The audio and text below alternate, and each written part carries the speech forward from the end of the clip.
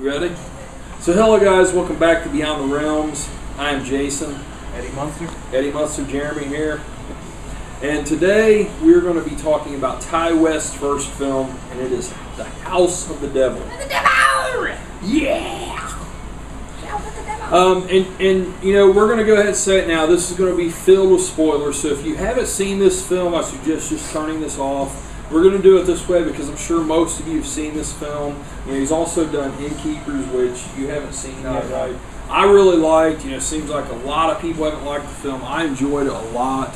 And, you know, the reason why we're going to talk about this today is because VHS is coming out here soon, which next week, actually. Yeah, it is. Next week on demand. Yeah.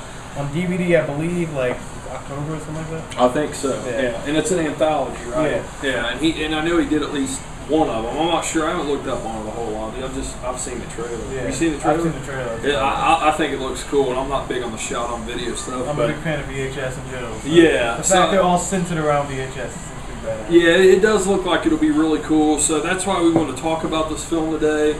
And like I said, I'm going to say it one more time. Spoilers will be all through this. We're just going to talk about it openly. We're going to ruin shit for you. Yes. So it tells the story of Samantha, who goes to college. You said she looks like who? Margaret Kidder. Yeah. She's going to college and she's looking for a job on the side, and she answers this ad, and it's very bizarre because she calls on the payphone and she hangs up and stuff. She leaves a message, and all of a sudden they call her back, and she didn't even leave the number. Yeah. Wasn't that what? Yeah, that's what was really weird she calls about her back it. in the payphone, and Yeah. Tom and Noonan answers. This is way before, like, you know, fucking caller ID and all that stuff. So it makes it really bizarre because this is based in the early '80s. Which a lot of people, I'm sure, didn't even catch either. Like, Yeah. Because I mean, Yeah, nowadays it's like, you know, okay, caller Yeah. ID, but it didn't even have that during this time period. And so she gets a call, and it's very vague on what the job is about.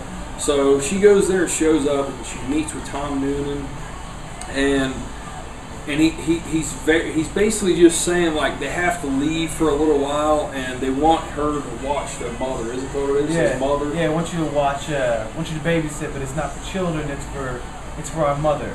And they're very secretive about it. You never even see the woman either. And that's what they say too. Is they say you may sleeping. not even ever see her. Yeah, she's probably just sleeping the entire time. So she's basically just watching the house. Yeah. You know, and all along, you know, shit's very weird. They're very secretive. They're very odd. Tom Noonan seems to have some secret or something. Yeah.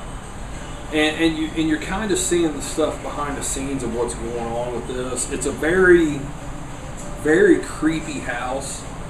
I don't know, man. Like, you expect the house to be kind of haunted or something. Even. Yeah, and like her. Which is kind of what I thought going into it too. It's gonna be like some weird. It does look that way, yeah. And it's shot that way too, so that it almost gives you that idea off the bat. It's some weird ghost story. And the thing is, too, I guess we could mention now is, like, this doesn't even feel like it's a throwback film, but it doesn't even feel like that. It kind of feels like a lost film from that era because they really capture it so well. It's like the late 70s, early 80s. Early 80s, yeah. I would say early 80s because it has Loverboy in it. That's definitely like early 80s. And, yeah, I mean, it definitely feels like a lost film from that era. And, like, her friend takes her there to the house, and then on the way back, after dropping her off, she breaks down. Yeah. Because then A.J. Bowen, which I always really liked, good independent actor, always liked him from The Signal. Like, he shows up to help her, and it just happens all of a sudden. He blows her head off, doesn't he? Yeah. Is that what it's just like bam? I mean, it's just like so sudden. It's like holy shit. And almost a very maniac scene as well. Exactly. Yeah. It really surprised you because it comes out of nowhere, and it's like right from that moment on, you know that Samantha's really in some big shit. Yeah. Because you know he's tied in with this somehow. Well, because he even goes back and like talks to Tom Noonan. Yeah. Calls him. And he delivers the pizza to her and stuff to Samantha. She orders a pizza. They leave her money for pizza. He delivers the pizza, and you know, like she's in for some serious trouble here. Which has also got to be the most delicious looking pizza in cinematic history. Yeah, exactly. It looks delicious. 70s no pizza. Yeah, but from there, you know, it's cool because she's bored in the movie, and it's like it really captures that. It's like I wasn't like the first time I watched the film. I thought it was good, but it's the type. This is the type of film for me. Like I thought it was a lot better a second time around. Like I enjoyed it more a second time around. Like because just the atmosphere of it. Like you really, they give you time to really soak in like the creepiness of the house and like the feeling. Like there's a lot of scenes in this where there's no dialogue. No, it's just kind of her listening to music and dancing around the house, and then she accidentally knocks over that vase and breaks it. Yeah. And just very bizarre stuff. And then, of course, you know, when you get to the ending, you know, you don't really know what, the first time you see this, you don't know anything about it. Spoiler alert! Spoiler alert! You don't really know what direction it's going, and then all of a sudden at the end it's like, bam! You know, you kind of, it goes into this, like, satanic cult type thing. And it doesn't have something at the very beginning where it talks about, like, it hints lightly something. Yeah, like people believing in cults. Well, it talks like, too about like at that time the satanic cults and the satanic rituals, which were actually a lot going on around that time. Yeah, and people believing that more people were into it than what actually were. Yeah, like it was the a average really American was doing satanic orgies in their backyard, sacrificing babies and all sorts of crazy shit. So it really plays off of that very real emotion of the time, and I mean, I know you said you thought you were kind of underwhelmed with this, right? Like I went like everybody else when it came out. I went and was super excited about it. The throwback feel to it. I heard a lot about it, like everybody else said.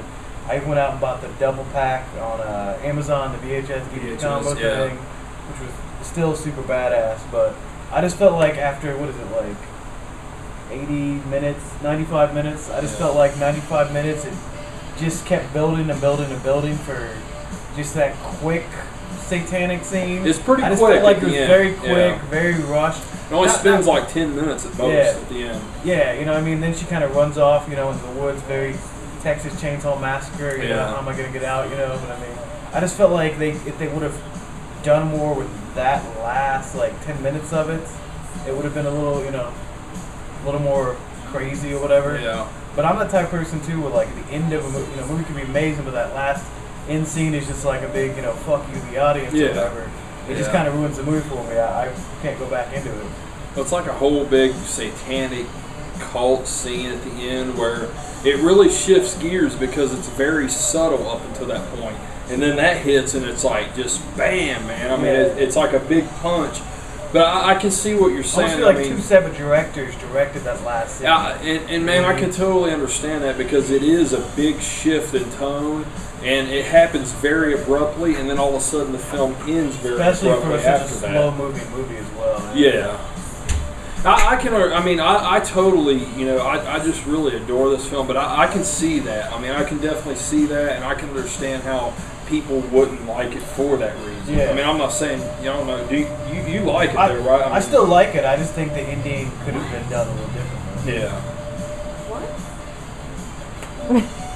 But yeah, guys, I mean, House of the Devil is a film. If you enjoy early '80s type films, definitely check this out because it doesn't feel. It's not like a Planet Terror or a Machete. Well, it's not to where it doesn't feel like those films. I love them, but they feel like they're throwbacks. Yeah. They feel like they're made in this era and they're a throwback. Like this actually feels like it was made in that time period, I think. Well, it also doesn't have that same thing. They do a lot of throwback films, or period pieces, yeah, quote unquote, where throwing in the purposely scratches and all that shit. Yeah, well, I mean, it also doesn't have the same thing, which I kind of was very surprised by. It's a lot of throwback films that come out. They'll randomly throw in a cell phone to make it relevant to today. Exactly.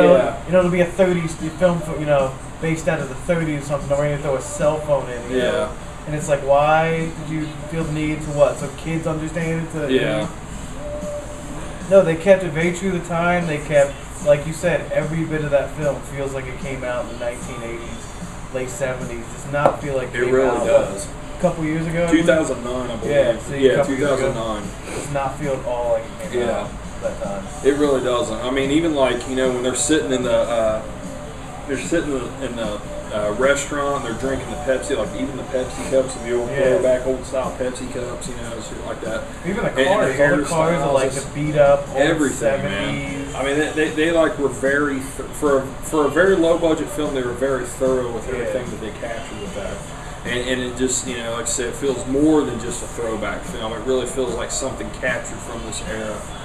And that's why I think it really succeeds. I think it's a great film. It's a great Halloween, fall type film to watch. It's based in the fall. Yeah. Winter, early winter, late fall type film. Definitely one to throw in around October, really capture the feeling of that time period. But, so yeah, what would you give this out of 10? 7. 7? Yeah, just because that ending kind of weirded it out. Yeah, I probably give it an 8. I mean, that's probably low for me. I probably actually should probably give this a 9. I really enjoy this film. I mean, out of the past 10 years, this will definitely make my top 10 out of the past 10 years. I really enjoy it. This really got me interested in Ty West. And, with Innkeepers, I was, it just intrigued me that much more. That's why I'm really anxious to check out VHS and see what he does with that. I think it should be a pretty cool film, hopefully. Well, VHS, too, he's kind of awesome. He's kind of doing the whole thing, from what I understand, is, we'll talk about that, I guess, the whole thing is centered around anthology, all involving a VHS tape. Yeah. It's found, and I believe it's even supposed to be a period piece as well. That's what I think. It's supposed to be very 80s, very video, movie video era. I know there's something involved around a video store from what I read as well, like a little mom and pop rental shop as well. And the whole I think the whole captured on video type thing or whatever, it's really played out, but this trailer really makes this look like it's. Well, there's a good way of doing it and a bad way. Yeah, and this. You can't make every movie Paranormal Activity. Yeah, or Blair Witch, and I mean, it seems like it's ran its course, but when you see the trailer for VHS, it seems like, wow, this may be something new for it. Yeah. I mean, just when you think it's all been done, this might be there's something been cool. good examples. I mean, I like the Blair Witch. Zombie Files, I believe it's called, was actually pretty good. Yeah. Way better than Romero's Diary of the Dead. It can work. You just have to kind of do it in a good way. Yeah. Yeah, right. So yeah, guys, that is The House of the Devil by Ty West. If you've never seen this film, I think we both recommend checking it out.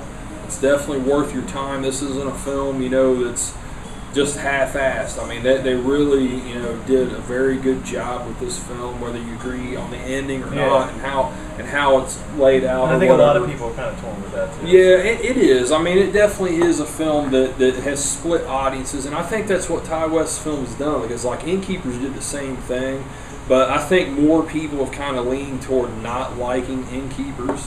Which I good about the film. Though. I love it. I mean, you can go back and watch the review. I love Innkeepers. It's probably my favorite horror film from this year. I think it's excellent. I think it's very underrated. And I think the same goes for this. This has a little bit stronger of a following, and I think a little bit more positive of feedback. But I think Ty West is one of the leaders of the new generation of horror filmmakers. I was so good with my pick of that year, though. Yeah, it's great. So, yeah, guys, that is House of the Devil. We appreciate you watching, guys. This has been Beyond the Realms. Have a good one.